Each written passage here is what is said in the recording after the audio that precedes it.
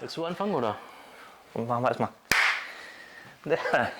Hallo liebe Zuschauer, wir begrüßen euch heute hier zum ersten Video aus dem Modellbahnclub MC93. Wir wollen euch heute mal unsere neue Modellbahnanlage vorstellen, wie die Entwicklung und auch die Weiterentwicklung, was wir uns so gedacht haben, wie es eventuell weitergehen wird. Also ich bin der Norbert, bin hier gehöre mit zum Vorstand für Kommunikation, und neben mir ist der Sebastian, der kann sich dann auch gleich mal selber nochmal vorstellen. Ja, hi Leute, der ein oder andere kennt mich vielleicht schon aus diversen Videos. Viele Videos habe ich für den alten Verein Modellbahn PSW 24 gemacht, zusammen mit Norbert, und hier im Verein tätig für Elektronik, Fahrzeugumbauten, ein bisschen Anhang, Verkabelung, Steckerlöten etc.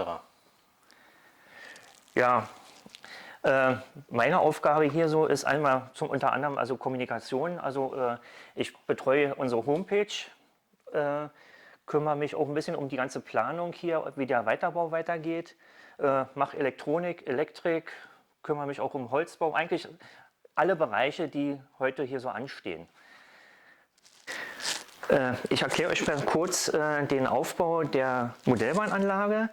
Wir haben hier insgesamt, werden wir später 4 Ebenen haben.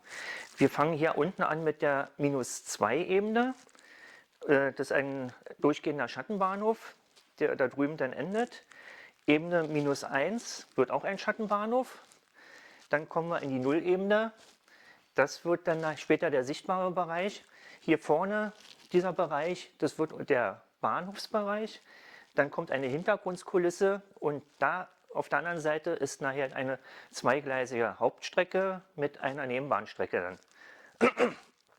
Ganz hinten, aber das können wir euch nachher noch mal kurz zeigen, entsteht in einer +1-Ebene dann noch ein Nebenbahnhof. Wir werden zwischendurch immer wieder den Standort wechseln, also wundert euch nicht mit diesen eventuell harten Schnitten dann.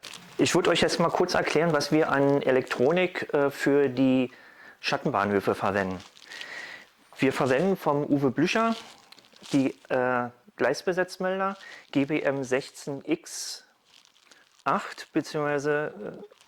die GBM 16X3A. Dann haben wir hier unsere Weichendecoder. Das ist eine Abwandlung von dem Sven Brandt, digitalbahn.de. Er hatte die damals hat sie immer noch in SMD-Ausführung. Da aber bei uns die Vereinsmitglieder leider nicht so firm sind, SMD zu löten, habe ich damals das Layout geändert in THT-Bestückung, und damit konnten sie besser klarkommen. Hier habe ich nochmal eine Variante von einem Weichendecoder. Der war damals von dem Herrn Ratschmeier. Den habe ich auch etwas modifiziert, sodass wir da auch eine Platine anstecken können. In dem Fall jetzt eine Relaisplatine, weil wir als Weichenantriebe alte Postrelais verwenden. Die brauchen halt 48 Volt. Wenn ich jetzt ein Postrelais finde, dann zeige ich euch das gleich nochmal. Ja. Ansonsten haben wir hier auch noch ein Kehrschleifenmodul, auch vom Uwe Blücher, was dann entsprechend mit der GBM nachher gekoppelt wird, sodass wir in dem Fall mit einer Gleisbesetzmeldung arbeiten, auch in der Kehrschleife und auch als Schaltbefehl verwenden. So, jetzt habe ich mal schnell einen entsprechenden Weichenantrieb geholt. Die sehen entsprechend so aus. Die sind etwas modifiziert, das heißt, damals der Aloysius hatte hier einen entsprechenden Stahldraht angelötet, über den dann im Prinzip die Weiche von unten geschaltet werden konnte. Ich habe auch noch eine Variante, wo ich mal den oben eingebaut habe, weil ich von unten leider eine Leiste hatte. Funktioniert auch wunderbar. Jetzt mal eine kurze Erklärung zu unserer Wende. Wir haben damals eine ovale Wendel gebaut. Wir kommen hier aus der -2-Ebene, fahren wir bis in die Ebene 0. Die unterste Wendel, ja, also der erste Kreis kommt hier oben an und dann verschwenke ich den ganzen Kreis nach innen, sodass er innen weiterfährt. Aus der -1-Ebene fährt dann der Zug über dieses Gleis und kommt dann auch wieder nachher in der Ebene 0 an. Zusätzlich kommt nachher noch später noch nur ein Kreis rein, der dann die Nebenbahn aufnimmt. Wir werden euch später nochmal, wenn wir den elektrisch soweit alles angeschlossen haben und die ersten Fahrversuche machen, werden wir euch dann nochmal ein Video zeigen, wie das dann tatsächlich dann aussieht. So, jetzt zeige ich euch mal unsere Segmenttrennungen, wie wir die gelöst haben. Um den Höhenausgleich von der Trittschalldämmung haben wir entsprechend eine Holzleiste drunter und auf diese Holzleiste haben wir kupferkaschiertes Basismaterial FA4 aufgeschraubt, beziehungsweise auch mit Weißleim verklebt. Dann sind seitlich an diesem Gleis kleine Röhrchen angelötet, die dann mit so einer, mal schauen hier, mit einem Stift nochmal zusätzlich dann eine Stromübertragung hat und auch eine Fixierung macht. Dann werden entsprechend die Gleise an der Schnittstelle getrennt und dieses kupferkaschierte Material wird dann auch nochmal weggefräst, damit wir dann auch keinen Kurzschluss zwischen den einzelnen Gleisen und Schienen haben. Als Leitungsanschluss haben wir hier 1,5 Quadrat Litze. Weil wir doch teilweise relativ lange Leitungswege haben, ist der Spannungsabfall dann auch sehr gering. Und wir können natürlich also Strom ohne Ende theoretisch ziehen, was natürlich nicht sehr sinnvoll ist, weil sonst uns die Züge kaputt gehen. Ja. So, hier haben wir jetzt zurzeit Baustelle. Hier bin ich gerade dabei, die ganzen Gleise entsprechend auf diesen kupferkaschierten Leiterplatten aufzulöten. Hier seht ihr mal, also hier ist dieses Kupferröhrchen oder Messingröhrchen und mit diesen zwei Krokodilklemmen sozusagen fixiere ich das seitlich an dem Gleis und entsprechend mit einer entsprechend breiten Lötspitze bei 450 Grad wird dann entsprechend das Gleis verlötet.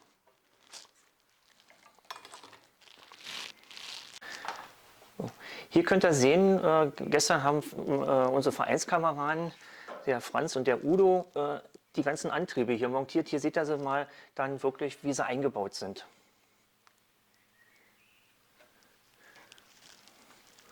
Hier seht ihr jetzt mal das Ende von unseren Schattenbahnhöfen. Die beiden Schattenbahnhöfe, Ebene -2 und -1, sind in diesem Bereich identisch aufgebaut. Insgesamt haben wir 2, 4, 6, 7, 8 Abstellgleise. Dann haben wir hier das Umfahrgleis und diese beiden Gleise sind die rückführenden Gleise, um wieder später dann in die Wendel zu kommen. Wir haben am Ende des Schattenbahnhofs eine Kehrschleife und kommen dann entsprechend über diese beiden Gleise wieder zurück in die Wendel und dann in die sichtbaren Ebenen. Hier haben wir nochmal zusätzlich jetzt eine Ausfädelung. Wir haben hier jeweils auf beiden Seiten eine Ausfädelung aus dem Schattenbahnhof bzw. die Einfädelung in den Schattenbahnhof. Dies ist gedacht, um eventuell später die Segmente zu erweitern. Zur Erweiterung der Segmente werden wir euch nachher noch mal kurz was erzählen, wie da unsere Gedanken sind, wie es da eventuell weitergehen kann. Denn das haben wir an beiden Ebenen, diese Ausfädelung. Im sichtbaren Bereich nachher kommt auch noch mal jeweils eine zweigleisige Ausfädelung, eventuell für zukünftige Erweiterungen. So, hier ist unsere zentrale Spannungsversorgung für die Anlage. Wir haben hier zwei Lenzzentralen, also LZV 100 mit einem eingebauten Booster.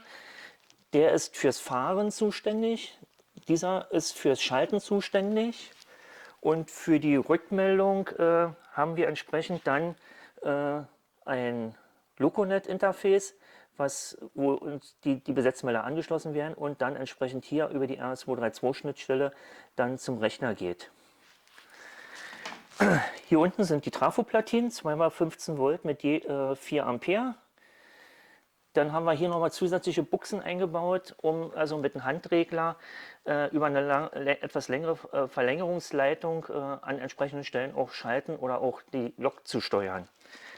Auf dieser Seite hier haben wir jetzt entsprechend unsere Booster. Das sind Doppelbooster vom Uwe Blücher, die jeweils 2x3 Ampere liefern. Darunter sind entsprechend die ganzen Trafoplatinen. Ich kann euch hier mal so einen Booster zeigen, wie er aussieht.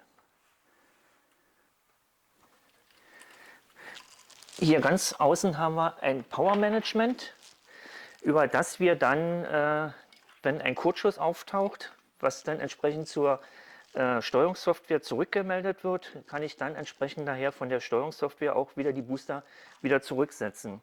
Das ist auch ein Selbstbauprojekt sozusagen. Das hatte unser verstorbener Andreas hier gemacht. Das ist also einmal ein ganz normaler Besetzmelder von Uwe Blücher und hier unten hat er entsprechend dann Relais mit einem entsprechenden Decoder aufgebaut und wird dann über eine entsprechende Adresse nachher alles angesteuert.